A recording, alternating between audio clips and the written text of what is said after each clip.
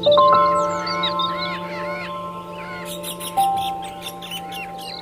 बार एक छोटे से राज्य में एक भयंकर सूखा पड़ा। लोग परेशान थे, फसलें सूख रही थी और खाने के लिए अनाज नहीं था। मोहन और सोहन नाम के दो किसान भी इस संकट से जूझ रहे थे। मोहन एक मेहनती और ईमानदार किसान था, जबकि सोहन लालची और बेईमान था। एक दिन दोनों अपने खेत में बैठे थे, आसमान की ओर देखते हुए। हे भगवान, ये सूखा कब खत्म होगा? मेरी फसलें तो सूख गई है, घर में खाने के लिए कुछ नहीं बचा। बच्चों का क्या होगा? मोहन, चिंता मत कर, मेरे पास एक उपाय है। अब महाराज के गोदाम में अनाज चुरा सकते हैं। सोहन, तुम क्या कह रहे हो? चोरी करना पाप है। हमें ईमानदारी से काम करना चाहिए और भगवान पर भरोसा रखना चाहिए, वो हमारी मदद अवश्य करेंगे। ईमानदारी से क्या होगा? भूखे मरेंगे। देखो, महाराज के गोदाम में अनाज भरा पड़ा है, किसी को पता भी नहीं चलेगा। नहीं सोहन, मैं ऐसा नहीं कर सकता, ये गलत है। मोहन और सोहन की बातें पास में बैठे विद्या गुरुजी ने सुनी। विद्या गुरुजी उस गांव में कुछ पहले आए थे। उनकी बातें सुनकर वे उनके पास गए। तुम दोनों किसी विषय पर इतनी चिंता क्यों कर रहे हो? क्या परेशानी है? प्रणाम गुरुदेव, यहाँ भयंकर सूखा पड़ा है, फसलें बर्बाद हो गई है। सूखा पड़ा है तो क्या तुम महाराज के गोदाम में अनाज चुराओगे? ये पाप है, ऐसा विचार भी मन में मत लाओ। मैं यही सोहन को समझा रहा हूँ गुरुदेव, लेकिन वह मानता ही नहीं। मेरा मानना है कि मेहनत और ईमानदारी से जीवन जिया जा सकता है। तुम्हारे विचार तो बड़े उत्तम है, मैं तुम्हारी ईमानदारी से प्रभावित हूँ। मुझे नहीं लगता ये कोई अच्छा विचार है। मैं इतने सालों से ईमानदार रहा, लेकिन आज भी मैं गरीब हूँ। बेटा, अमीरी और गरीब सोच का फर्क है। अगर तुम खुद को गरीब समझते हो तो तुम गरीब रहोगे। मोहन की ईमानदारी ने मेरा मन मोह लिया है।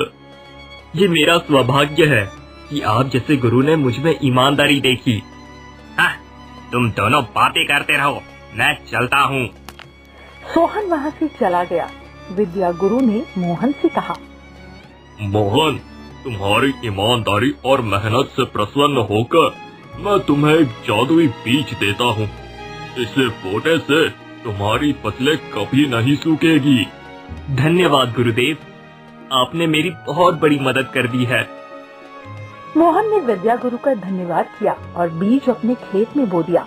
उनकी फसलें हरी भरी हो गई, जबकि सोहन की फसलें सूख गई। एक दिन सोहन ने मोहन से पूछा, सोहन, तुम्हारी फसलें कैसे हरी भरी है? मुझे भी बताओ।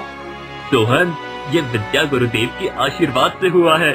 उन्होंने मुझे एक जादुई बीज दिया था। सोहन ने मोहन से बीज चुराने की योजना बनाई। उसने अपने दोस्त रामलाल को भी इसमें शामिल किया।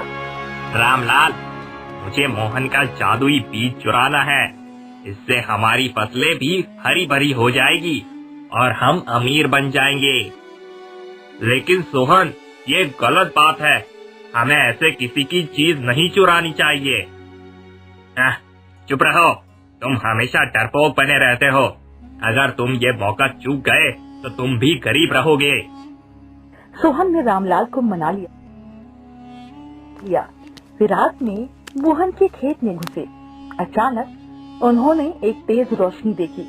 विद्या गुरु प्रकट हुए। तुम दोनों यहाँ क्या कर रहे हो? गुरुदेव, मैं बस। तुम झूठ बोल रहे हो। तुम मोहन का बीज चुराने आए हो। तुम्हें शर्म आनी चाहिए।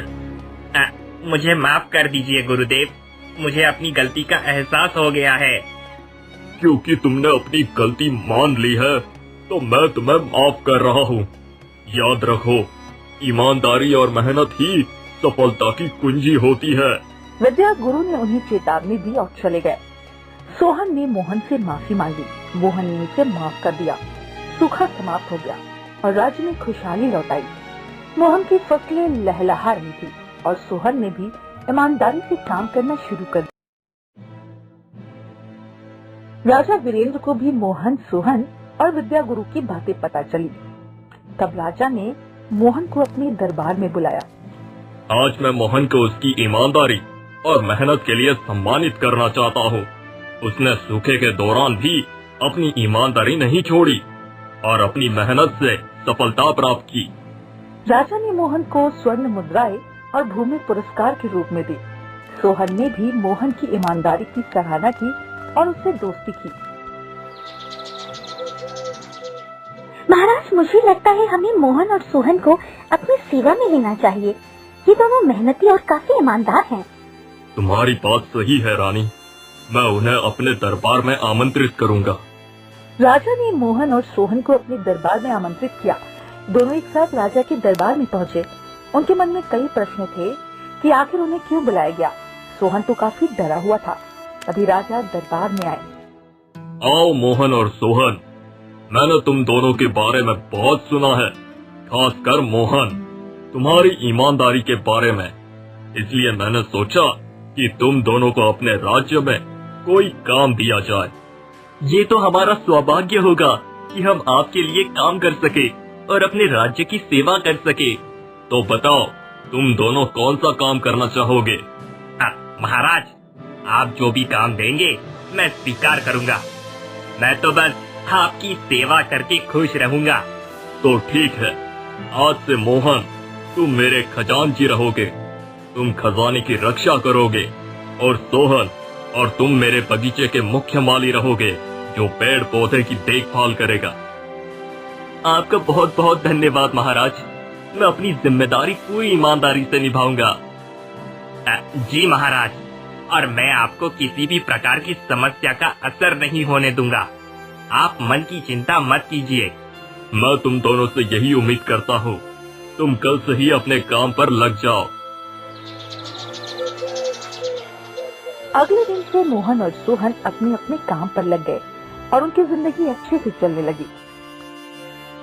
रानी सुमित्रा को पेट में तेज दर्द हुआ। राजा ने वैद्य को बुलाया। राजा वैद्य ने रानी सुमित्रा को देखा और राजा से कहा, महाराज, रानी को एक बहुत बड़ी गंभीर बीमारी हो गई है, जिसका इलाज मेरे पास नहीं है। ऐसा मत कहिए वैद्य जी, कोई उपाय होगा जिससे रानी को ठीक किया जा सके। एक उपाय तो है महाराज, लेकिन क्या वैद्य जी, आप उपाय बताइए। मैं उस उपाय से रानी को अवश्य ठीक करूंगा। नहीं महाराज, यहाँ से दूर एक झरने के नीचे एक खास प्रकार की औषधि है, जिससे रानी को ठीक किया जा सकता है। लेकिन उस औषधि की रक्षा एक राक्षस करता है, जिससे उसे लाना लगभग नामुमकिन है। आप चिंता मत कीजिए वैद्य जी, अपनी रानी को बचाने के लिए मैं उस राक्षस का सामना करूंगा। नहीं महाराज, उस राक्षस को हराना किसी राजा या राजकुमार के लिए भी संभव नहीं है। इस काम के लिए आपको खुद जाना होगा। इसके बाद राजा वीरेंद्र अपने दरबार में जाते हैं, जहाँ सभी लोग उपस्थित होते हैं और वे उनसे पूछते हैं, क्या कोई है जो रानी के लिए उस औषधि को ला सके? मोहन और सोहन ने एक दूसरे को देखा। वे जानते थे कि ये एक खतरनाक यात्रा होगी, लेकिन वे रानी की मदद करना चाहते थे। महाराज, मैं महारानी जी के लिए औषधि लाने के लिए तैयार हूँ। जी महाराज, मैं अपनी जान जोखिम में डालकर भी रानी जी की रक्षा करूंगा। मोहन और सोहन ने एक लंबी और खतरनाक यात्रा शुरू की। उन्होंने पहाड़ों, जंगलों और नदियों को पार करते हुए दूर देश पहुँचे। मोहन और सोहन ने औषधि के बारे में पता लगाया। उन्हें पता चला औषधि एक जादुई झरने के पास मिलती है, लेकिन झरने की रक्षा एक शक्तिशाली राक्षस करता है। हमें उस राक्षस का सामना करना होगा। हाँ, लेकिन हमें सावधानी से काम करना होगा। मोहन और सोहन ने एक योजना बनाई। उन्होंने राक्षस को हराने के लिए अपनी बुद्धि और साहस का इस्तेमाल किया। योजना के अनुसार मोहन पहले राक्षस के सामने जाएगा और उसका ध्यान भटकाएगा। तब पीछे से सोहन औषधि लेकर भाग जाएगा। भाई, जैसे ही मैं उसके सामने जाऊंगा, तुम पीछे से जाकर जल्दी से औषधि ले लेना। कहीं ऐसा ना हो जाए राक्षस मुझे खा ले और तुम औषधि लेने में असक्षम रह जाओ। तुम चलो, चिंता बिल्कुल मत करो, मैं हूँ और मेरे होते हुए तुम्हें कुछ नहीं होगा। हम दोनों मिलकर इस संकट से निपट लेंगे। उसके बाद योजना के अनुसार मोहन राक्षस के सामने जाता है और उसका ध्यान भटकाने लगता है। राक्षस, तुम क्या देख रहे हो? देख, तुम्हारे सामने तुम्हारी मौत खड़ी है। अगर हिम्मत है तो मुझसे लड़ो। तुझे मरने की जल्दी है, जो मुझसे लड़ने की बातें कर रहा है। भाग जा यहाँ से, नहीं तो मैं तुझे कच्चा चबा जाऊंगा। कच्चा तो तब खाएगा ना जब पकड़ पाएगा। तेरी हिम्मत नहीं है मुझे पकड़ पाने की, और अगर हिम्मत है तो आ मुझे पकड़ ले।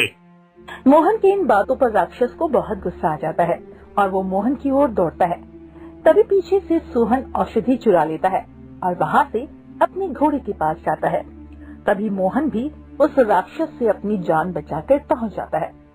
जल्दी चलो भाई, हमें यहाँ से चलना चाहिए। बड़ी मुश्किल से अपनी जान बचा कर आया हूँ राक्षस से।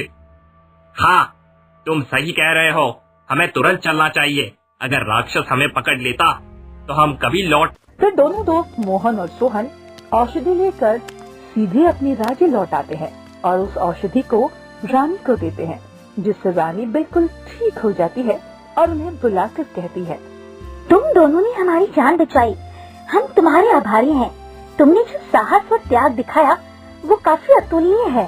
तुम दोनों ने अपनी वीरता और साहस से हमारी रानी को बचाया है। मैं तुम्हें स्वर्ण भूमि के सबसे बड़े योद्धा के रूप में सम्मानित करता हूँ। मोहन और सोहन को स्वर्ण भूमि के सबसे बड़े योद्धाओं के रूप में सम्मानित किया गया। वे हमेशा ईमानदार और मेहनती बने रहे और उन्होंने स्वर्ण भूमि को एक समृद्ध और खुशहाल राज्य बनाने में मदद की। उन्होंने अपनी मित्रता को भी और मजबूत किया और हमेशा एक दूसरे के साथ खड़े रहे। उनकी वीरता और त्याग की कहानियाँ स्वर्ण भूमि में पीढ़ियों तक सुनाई देती है।